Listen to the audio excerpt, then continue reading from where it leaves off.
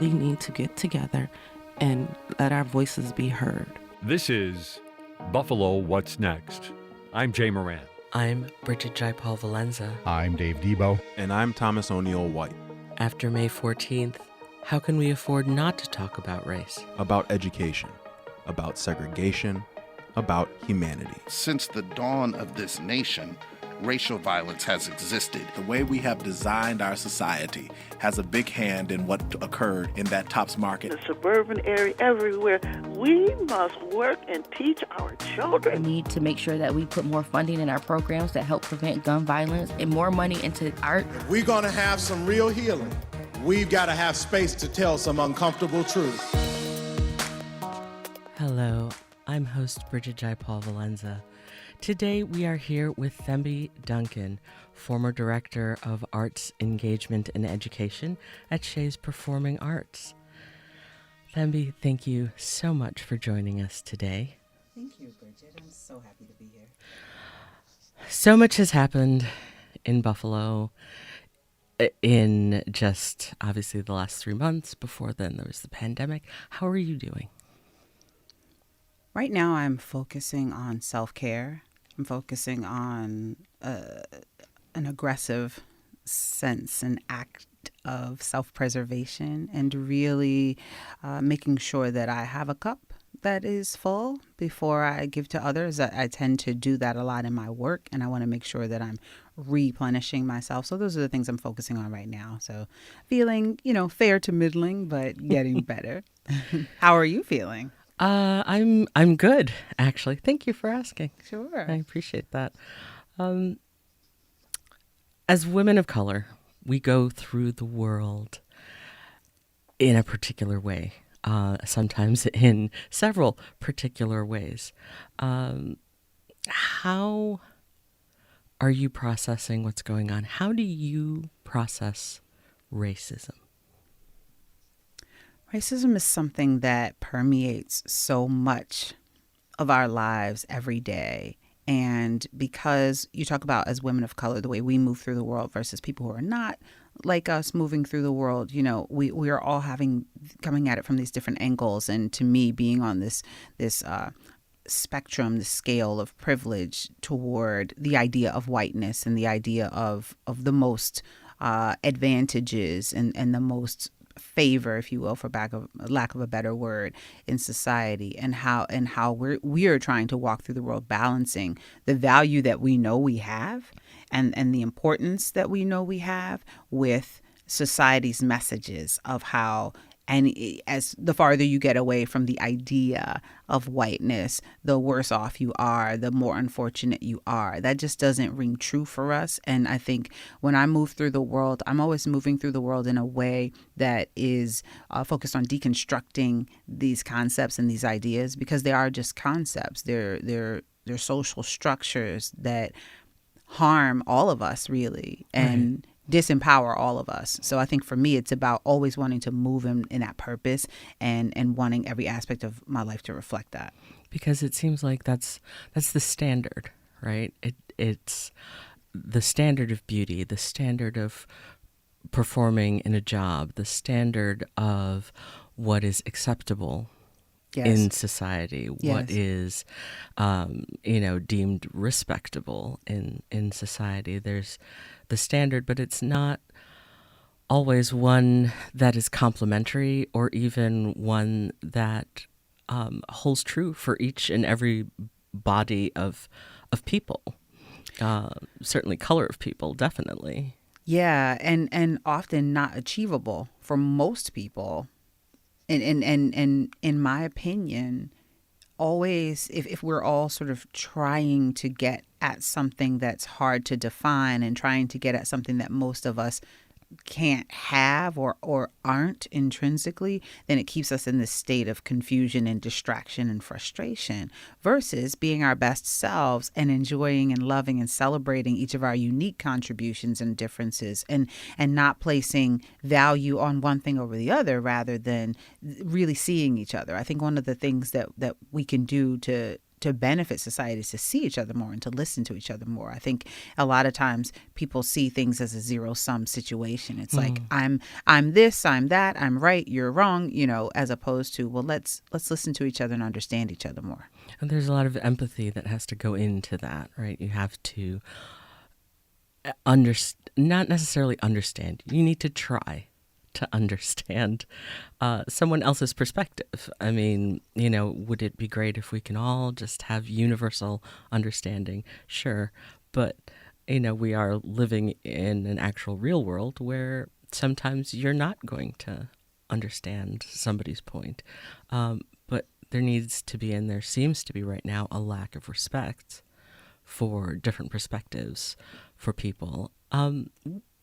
What role do you think social media plays in how people see themselves? I mean, we talk about filters that people use to make themselves look sort of very homogenous. Everyone looks the same on Instagram because they're all using the same filter to filter out what they really look like. So how do you feel that plays a role in people's psyche? I think it plays a huge role. I think the role that it plays is dependent upon which platforms you use the most, how old you are, what you've had access to in terms of how you use information, how digitally literate you are, right? In terms of how are you curating your feeds to uphold you and sustain you and inspire you versus things that are sort of meant to get you to buy certain products or get you to feel bad about yourself so that you will buy certain products. I tend to look at capitalism as the root of a lot of the issues that we have.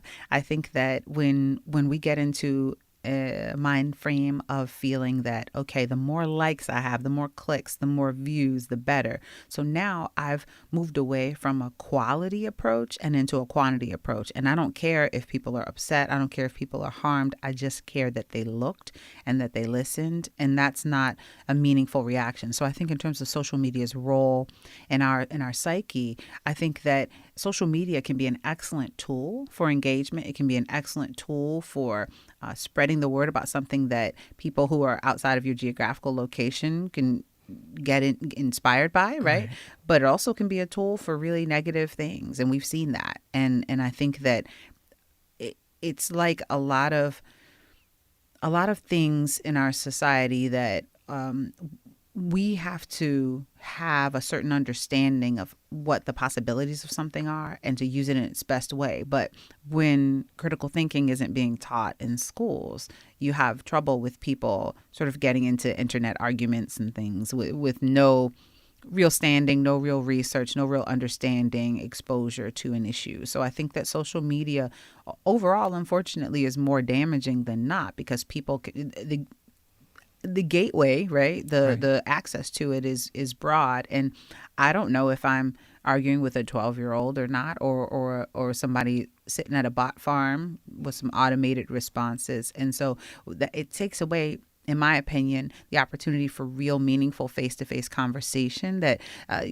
for me, put me in the 1920s in a Harlem Renaissance salon, put me around a bunch of people who have something thoughtful to contribute, and we can hold each other accountable in real space. That's a more localized conversation, but to me, those are the conversations that hold the most value because you have to be accountable for your views. You don't just jump in and throw something in there. Click and then leave. Yeah. That anonymity is, for a lot of people, their opportunity, right, to lean into their worst impulses. Yes. So, in your bio, you call yourself an intersectional womanist. What does that mean? So I'm a big Audre Lorde fan. So for your listeners, you probably know who she is. I'm going to assume that your listeners know who she is. But if you don't, her name is Audre. There might be a U in there that I'm forgetting. She was an incredible thinker, essayist, poet, writer, just a Black woman, a queer woman who looked around the world and really saw it. Sort of what I was speaking to earlier, saw it for what it was and called it what it was and wasn't afraid. She was a very brave Black woman.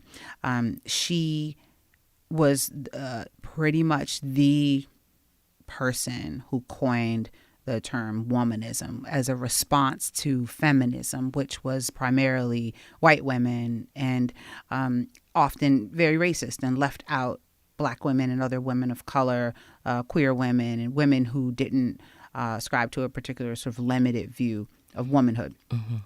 So I call myself a womanist because it's important to me that feminism is expanded to include all women. That's cisgender women, that's trans women, that's any women who are in our world and expect, as they deserve, to thrive and to live lives of fullness and opportunity and joy. So the intersectional part is about me having various identities and belonging to various groups, but how those things all intersect, of course, but how they play out in my life as a Black person. We're not a monolith, and I'm not just a Black person. I'm also a queer person, and I'm also a woman, and I'm also over 40. There are so many things about me that all play into the way I answer questions and the way I speak to people and the rules that I govern myself by, right? And so those things to me make me who I am. I'm not a flattened person. When I'm Black, I'm not just Black. When I'm queer, I'm not just queer, right? And all of those things make me a unique person, and that group gets smaller and smaller as you lay those layers on and those intersections come into play. So that's what intersectional womanism to me. It's taking all of my identities into account and being a fighter for equity and opportunity and access for everyone who fits into any of my categories, including myself, and being open about that. Mm-hmm. I think that it's interesting. There's a discussion right now going on social media again about the use of the word BIPOC. And you're smiling, so I know that you know what I'm talking about. Yes, I do. For the listeners at home, why do you think BIPOC is a bit of a troubling term? It's so interesting because I have spent some time on social media, in general on the internet, seeking to learn where the term BIPOC came from, Black, Indigenous, and people of color, right? I had heard some people say, okay, it comes from academia. It's a term that was debuted in academic literature 25 years ago. It got picked up in the Twitterverse, which a lot of academics are on Twitter, and so they drop a lot of these terms. And I have to give Black Twitter credit. And if you don't know what Black Twitter is, it's not an actual place. It's a lifestyle. But Black Twitter has dropped a lot of terminology, specifically by Black female academics. That is now in the public lexicon. There are a lot of people like intersectionality and things like that, where people are, using terms that really were kind of gatekept, right, inside academia. So that right now, I will say in the theater world, I'll speak sort of to my ecosystem that I operate in. There is a lot of conversation about what BIPOC means, because there are a lot of Black people who feel like, well, wait a second, now all people of color are being lumped into a category, and now our differences and our differences that are wonderful and our unique identities are being flattened. Coming back to my earlier point about intersectionality, the idea of not flattening people's identities. If you're Asian and Latine and Black or any of those things, or an Indigenous person, if you're a First Nation person, why can't that be its own thing? Why can't you openly and proudly be that? Why are we all lumped into that category? But then there's also the global majority, the term. A lot of that, in my opinion, comes from the desire to offset the idea of the term minority, or the individual, right? That, okay, we're stronger together, we're stronger collectively, and for many, it's in sort of an anti-white supremacy approach.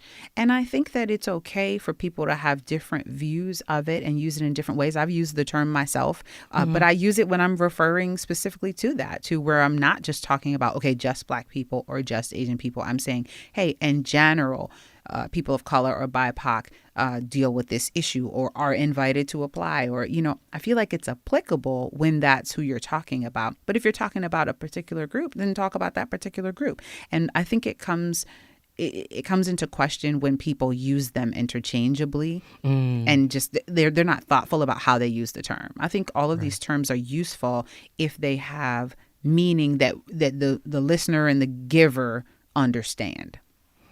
Sort of this mutual understanding of what it is that it means. And I think that there's also certainly everyone wants to feel important, and to sort of lump everyone together is not always a good thing.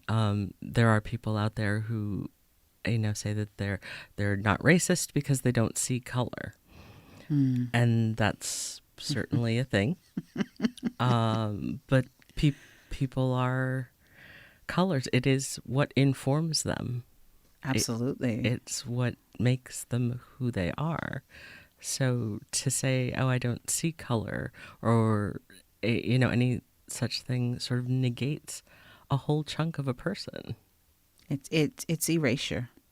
Yeah. It's erasure. And the idea of being a person who says, I don't see color, you're showing how privileged you are, and that you don't have to. It's not necessary for me to see color because I don't have to. Yep. Doesn't affect me either way. And that says a lot. And that's something that is a problem. Yeah. Yep. This is Buffalo What's Next. I'm Bridget J. Paul Valenza. Today we're speaking with award-winning arts administrator, director, actor, playwright, and teaching artist, Thembi Duncan. A question which comes up frequently in performance spaces is the casting of a Black or a brown person in a role that has traditionally been seen as white. Current examples include Zendaya as Mary Jane in Spider-Man, or Elizabeth Wellington as Disney's live-action The Little Mermaid, Nick Fury, Samuel L. Jackson in the Marvel universe. How do you feel about the uproar that inevitably follows one of these announcements? It's racist. I think that the fact of the matter is, if you're creating a magical world and we're agreeing to suspend disbelief and join you in that magical world, the fact that if I can't imagine a Black person or another person of color in a particular role that maybe up until this point has been played by a white person, then that's an investigation I have to make in myself. The problem is not you being in the role. The problem is me having a lack of imagination and the limited box that I'm putting people in, because somehow Black people can't be superheroes unless they're the Black Panther.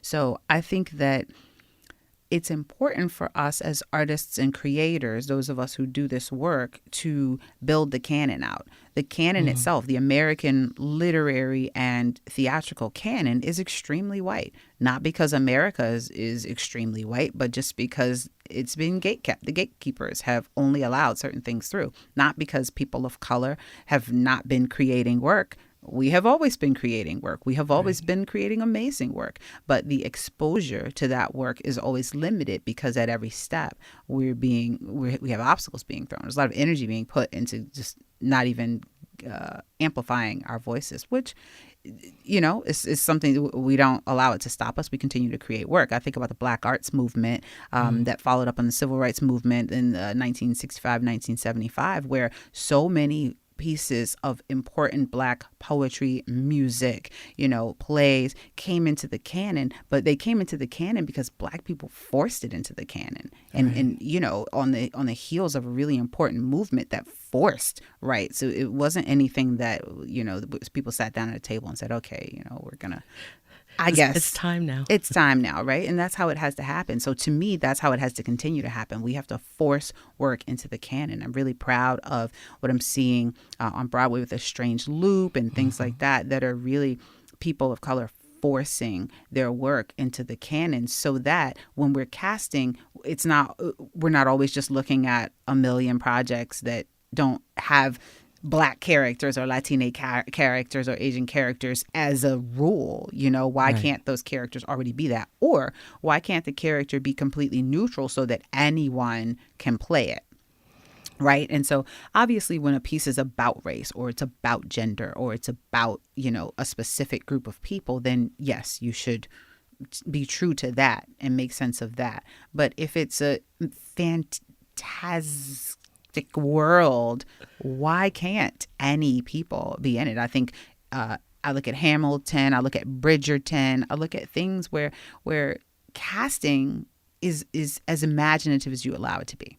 So I think that it's up to us as creators to push through and break through and just accept that that's how we have to do it.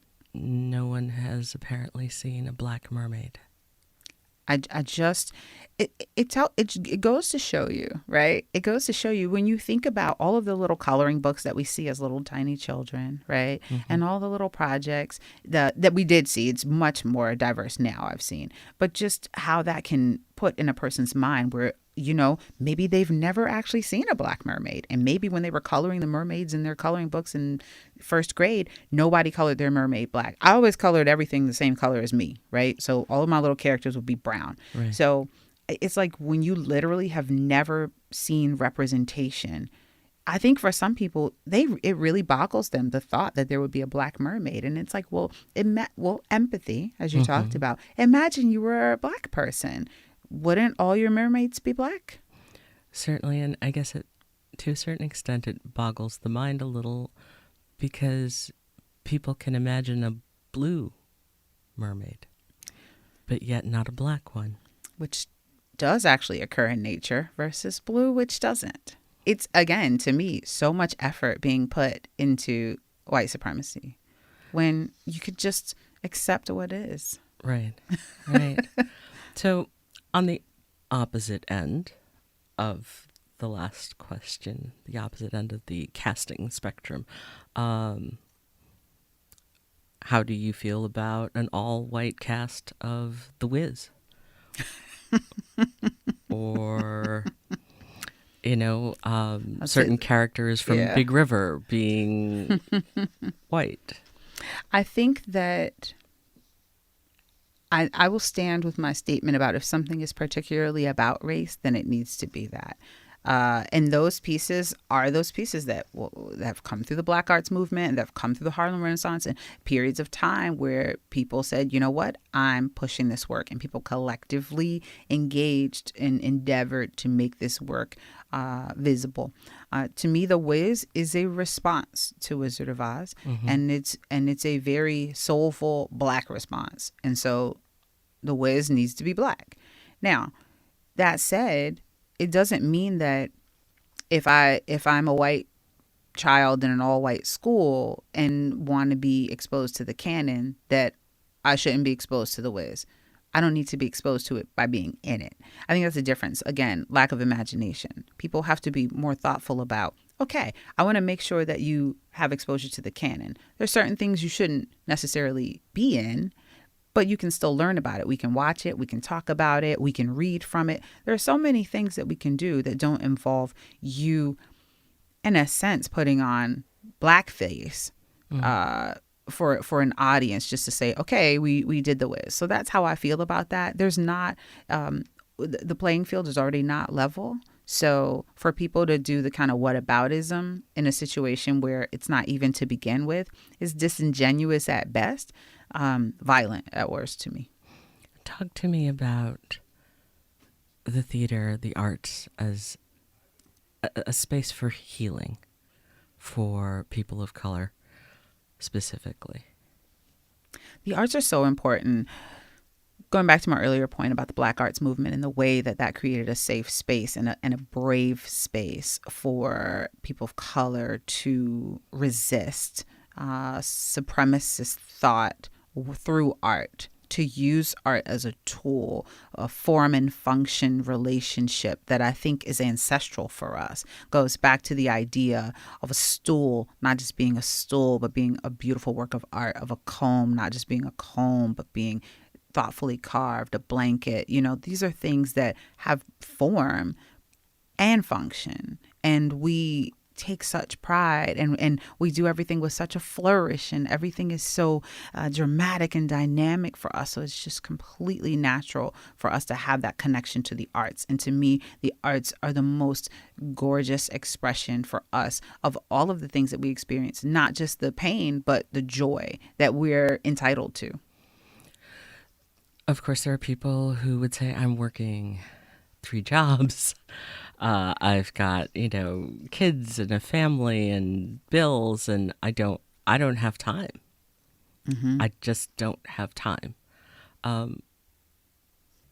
What would you say to them in order for them to be able to bring this important piece of culture into their lives, even in a tiny amount? I think it's important for people to recognize the way the arts show up in their lives already, in their everyday, in the music they listen to, in the stories that they see in movies and films that are based in theater, that are based in storytelling, that are based in the heritage of the griot and folks who sort of carry on traditions. I think that having a journal that you write in every night before you go to sleep is art. Drawing a picture in it, writing your thoughts, being poetic, creating prose that sort of responds to the world you live in is art. We are art. The way our bodies are created and the microscopic elements of our skin are all art. And theater can be how you get out of your car and go into the store. Theater can be how you dance around with your dog in the morning when you just finished walking him. I think that it's about finding those tiny moments because, yeah, we are very busy, of course, but you have to find those tiny moments because what is the point? Why are we here otherwise? Do you want to just work until you die, or do you want to find moments that you can pull like a rubber band and just kind of stretch them a little bit more and stretch them a little bit more until you've actually got something meaningful that you can hold on to and that'll carry you through life? Well, it goes back also to the definition of art, the definition of theater. And what definition are you using? Are you using one that might have come from a colonial time that narrowly defines what art is? Or is art really about just any sort of self-expression? Let's talk for a minute about body language. As part of what you do, you teach artistry. You teach students, teachers, and recently the Buffalo Police Department. Yes. Tell me about that. That's been so wonderful. I've learned so much from that process. And just for me, the way it started was I identified a need when I was watching online a meeting between citizens and Buffalo Police Department. There were several of them that had happened around the city of Buffalo. And for whatever reason, I wasn't able to attend one yet. And I think a couple had gone by and I said, well, let me just watch this recording of one so that I can kind of see what they're talking about. What are the issues of import that I can explore and see how I can get the arts involved in this. And so I watched the recording and there were citizens who were just so upset and they were yelling and they were angry.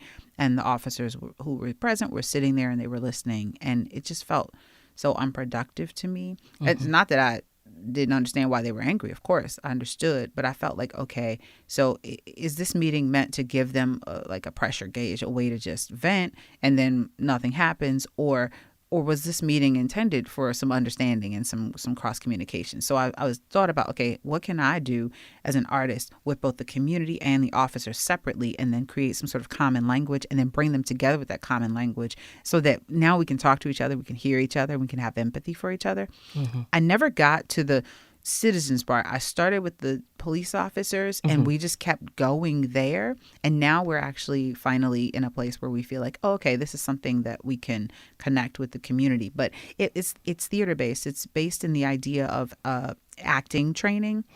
Right. the protagonist antagonist approach, except the way I teach it is that everyone's the protagonist of their own story. A lot of times in stories we see there's a quote unquote good guy and bad guy, right? And we're taught to believe that, okay, the bad guy is the bad guy. There are no complexities there. The bad guy has no reason to be bad other than they're just naturally evil. Versus, we all are capable of doing good and bad things. Certainly. Right? And we have complexities. So I teach in my work that you have to have empathy for the other person's position and where they're coming from. And that's the hardest thing to do. But it allows you to de-escalate yourself so that you can de-escalate together. So I just teach them aspects of body language that we learn in acting school around a scene, how you engage in a scene and make a scene interesting, and how you're after an objective and you have tactics that you try. And I say, hey, that uniform you're wearing is a costume. And people are responding to that uniform. They don't even know you. So you have to be aware of that. So there's a lot of self-awareness and empathy that we talk about.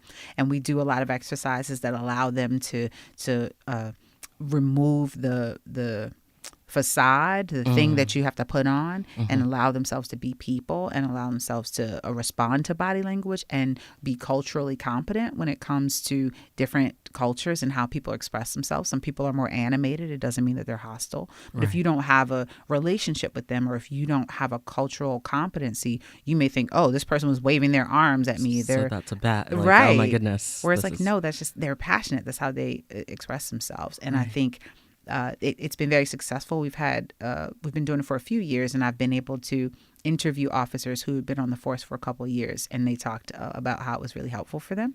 So I'm excited and proud, and we just continue to develop together. It's not something where, again, I don't do work that's transactional. As an artist, I'm very much about sitting down and identifying a need and talking about, well, what do I have that can meet the need? What do you have? They sent me on 20 hours of ride-alongs. They put a bulletproof vest on me, and I went on 20 hours of ride-alongs because I needed to know what they confronted day to day. Right. And it opened my eyes to a lot, as a civilian, and I opened their eyes to a lot from the civilian perspective. So it was a beautiful, and it continues to be a really beautiful relationship. And I think it helps us move away from the black and white issue of, oh, they're good cops, they're bad cops, or all the conversation around it, because in a lot of ways, we don't really talk to each other as civilians and law enforcement.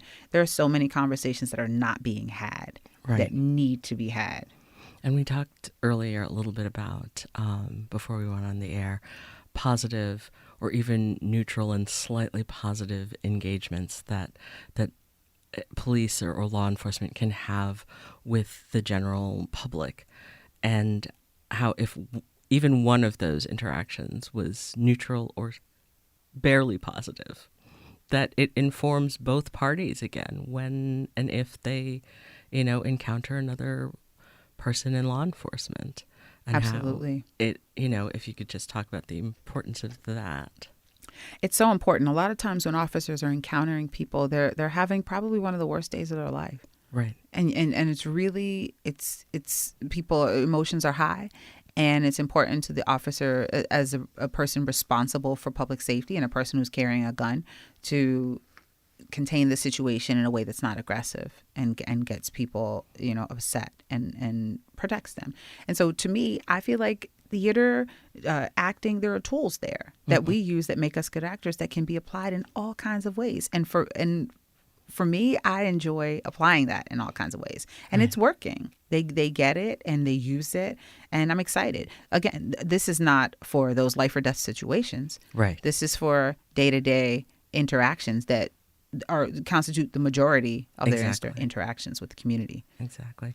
Thembi Duncan, thank you so much for joining us today. I am very excited to see what is next for you. Thank you, Bridget. This is great. I am excited for your journey of a little bit of healing in there and a little bit of self-care, which we all always need. Radical self-care. You have to do it. You have to do it because self-care. Nobody's going to give it to you. You got to take it for yourself. Exactly. This is Buffalo What's Next. Coming up, Dave Debo is here with Betty Jean Grant. Stay with us. WBFO is your home for trusted news about your community. and WBFO The Bridge connects music and community. Hear local music from bands like Pharaoh from Buffalo, Tedesco Knows Best from Niagara Falls, and Stress Dolls from Buffalo every day on WBFO The Bridge.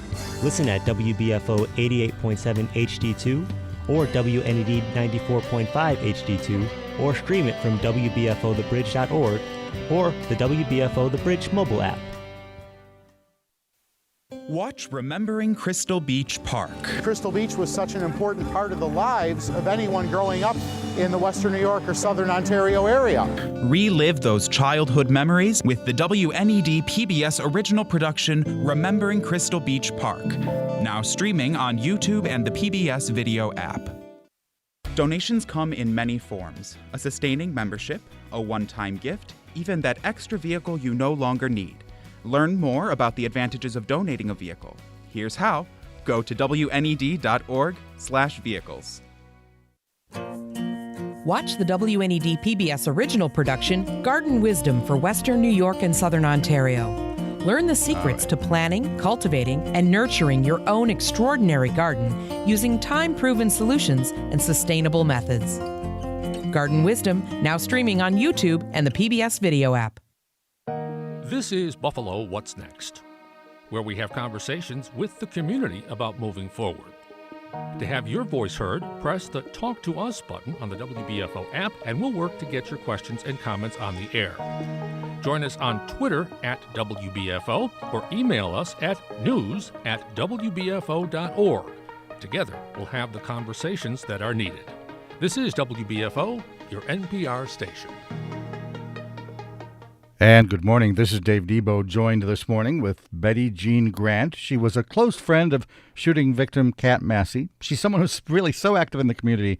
I'm not sure we need to do an entire introduction here, but we will anyway.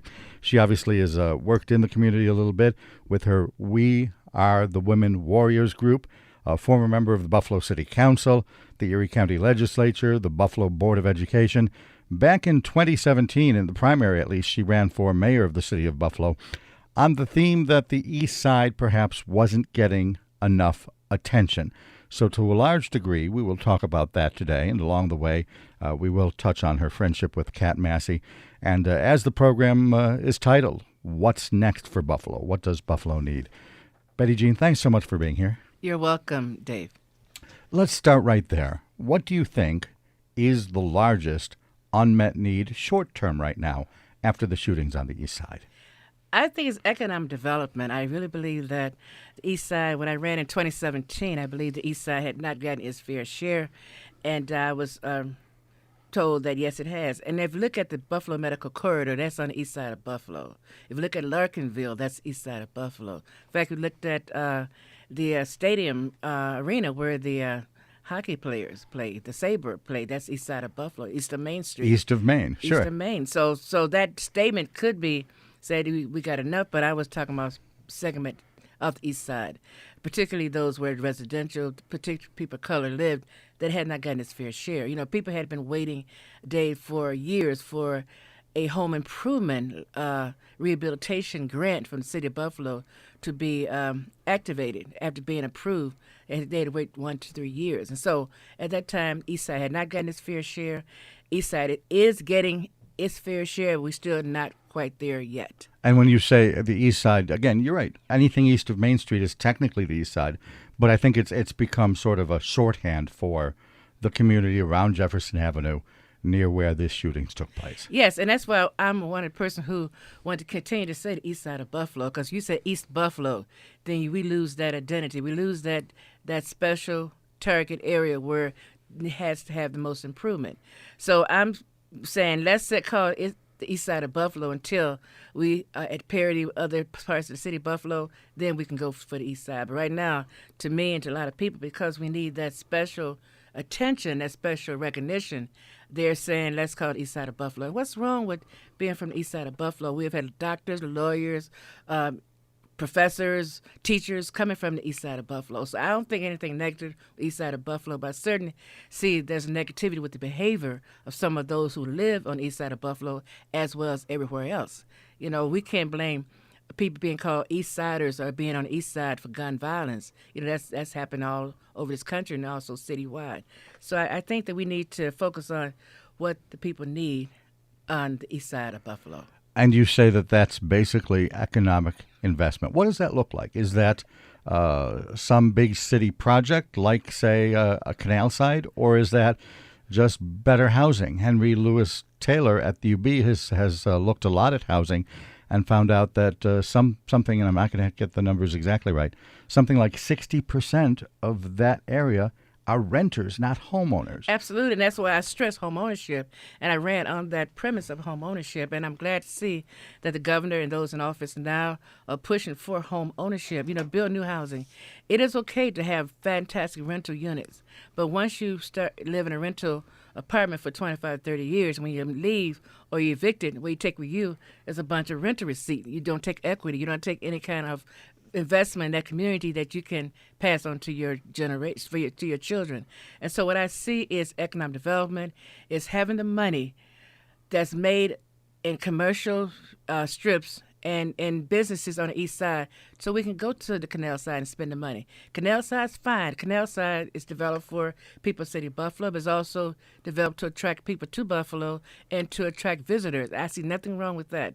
But the time and the energy and the money we spend on canal side should be invested on Jefferson Avenue.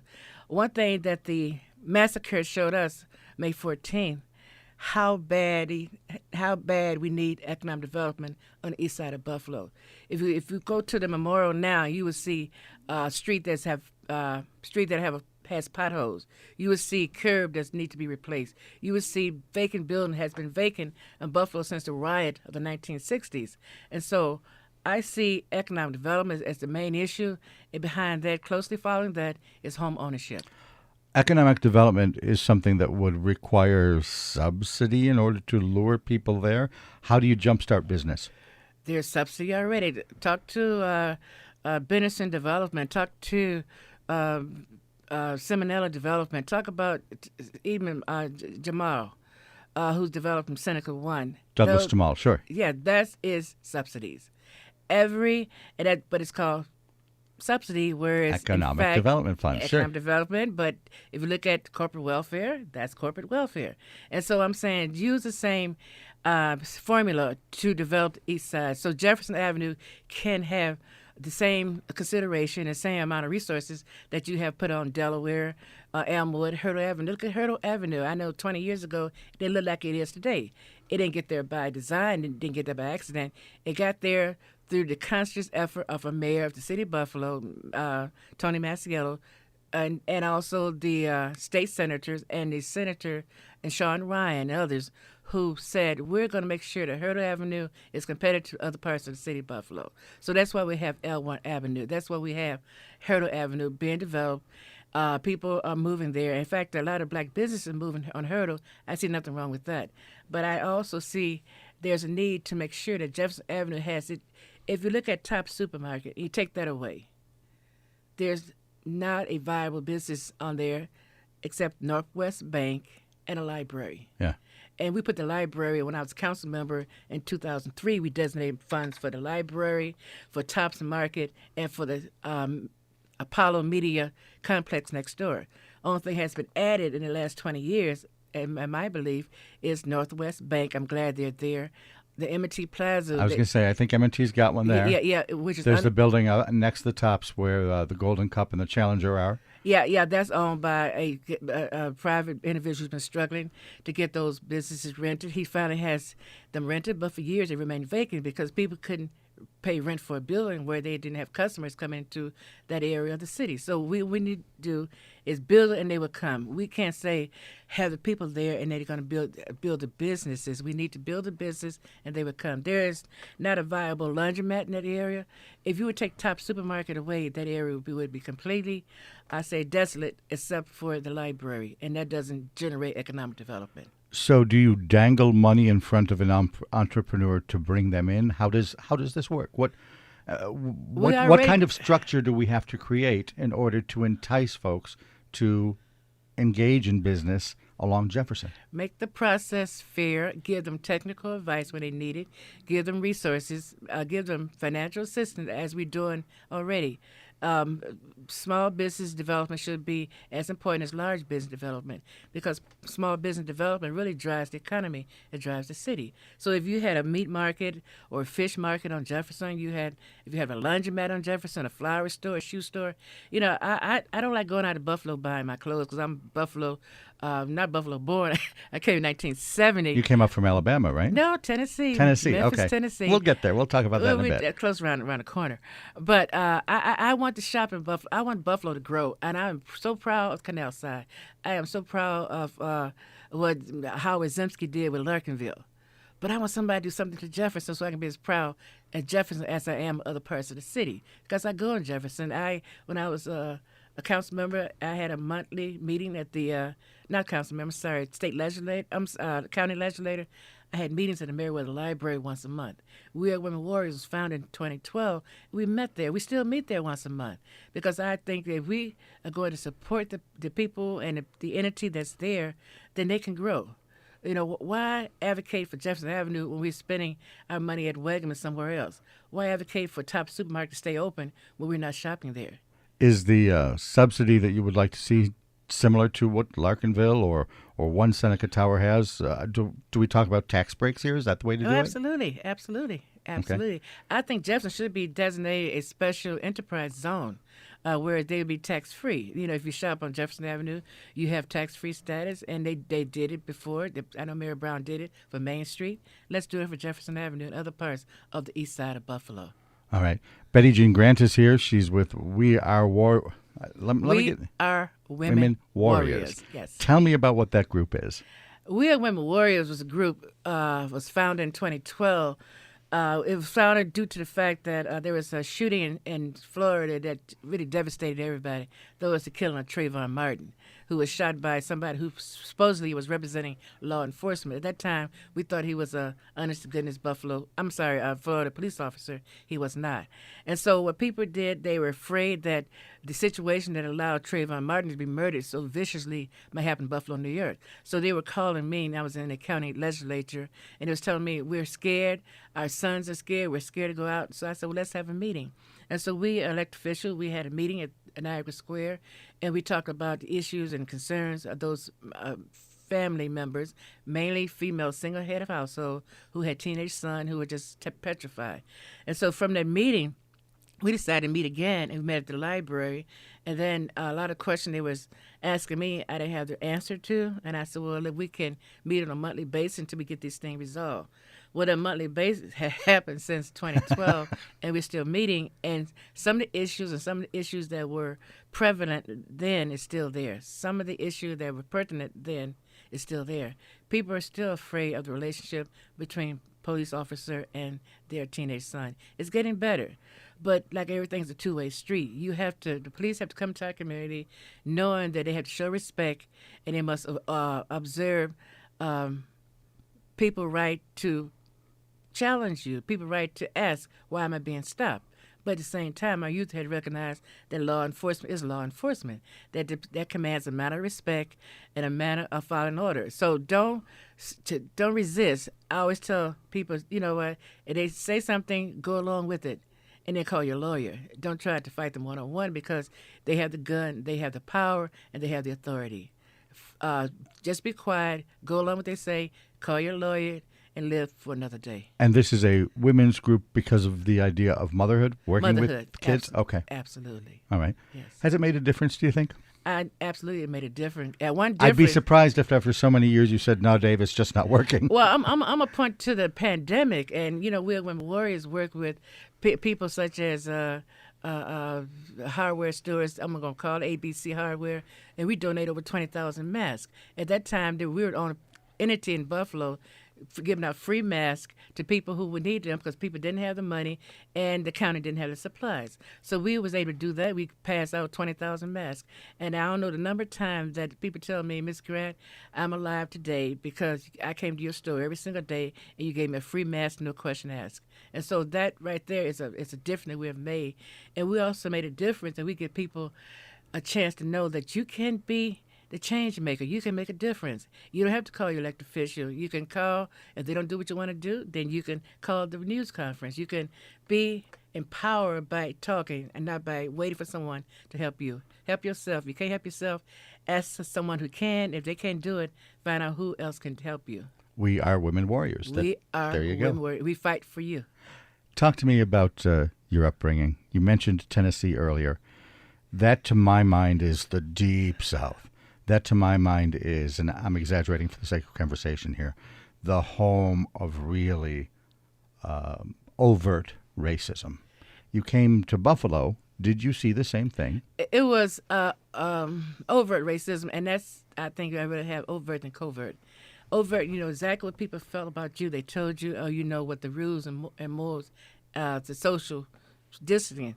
My town was evenly 500 African Americans, 500 whites, so even divided. Okay. But of course, you know, we didn't control nothing but our labor. We didn't control the power. But there was a respect that you know your place and they know their place. We would work together, but there was no socialization. When we need to get a pair of shoes, we'd go to the store and not try them on. Same thing for a dress. If we go to a cafe, because we didn't own any of these businesses, we had to go to the back door of the cafe and order outside and wait in the rain for it to come. So it was something that I was born into, so I didn't see the unfairness of that like other people who might not have grown up like that but came down south and experienced that. So I knew my place, as they said my place was, but I also knew that I didn't like that place. And so my mother, she dropped out of school when she was in 5th grade because she had to raise her brothers and sisters because her family, mother and father was old.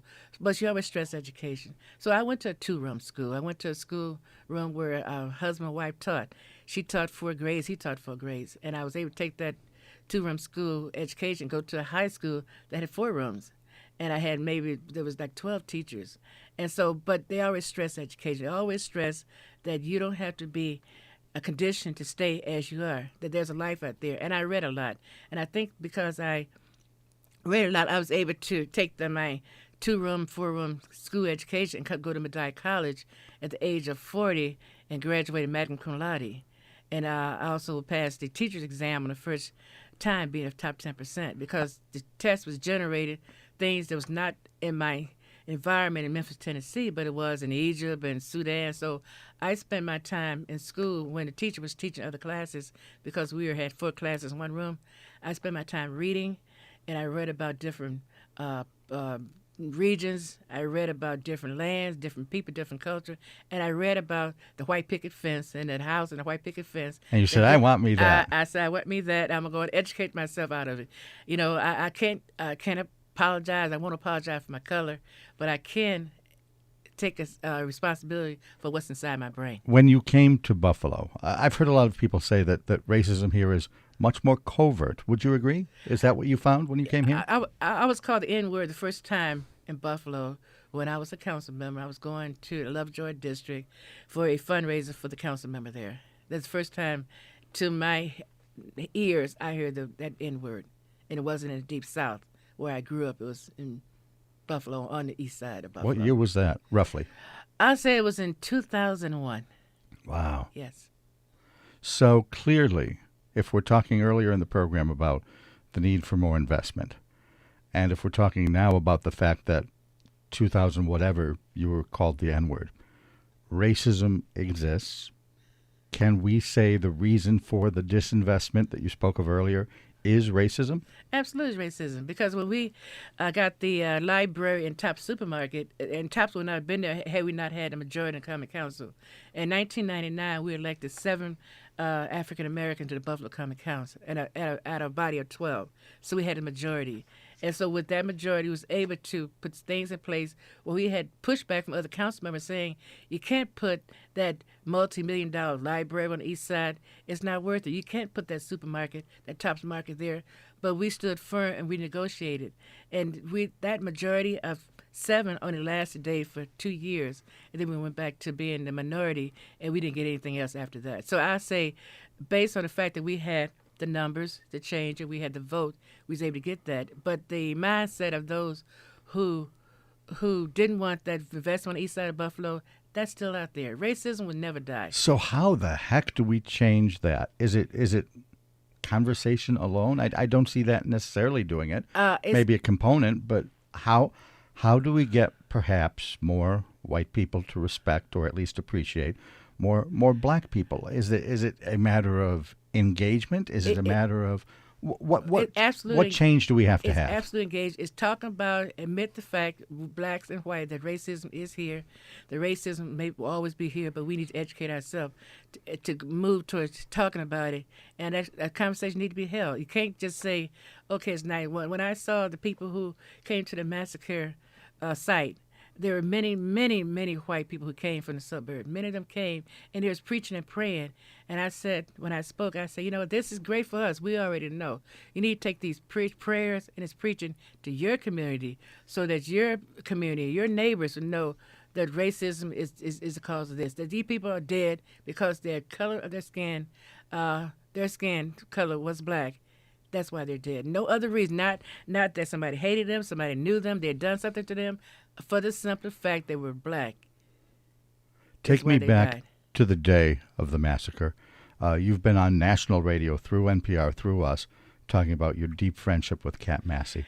What happened was on the day someone called me and said there's been a shooting at Tops and somebody might be dead. And I was 20 minutes away, 10 minutes away. And so I went down there and didn't really believe it until I saw all the people there in the parking lot, and they said there's 2 people dead.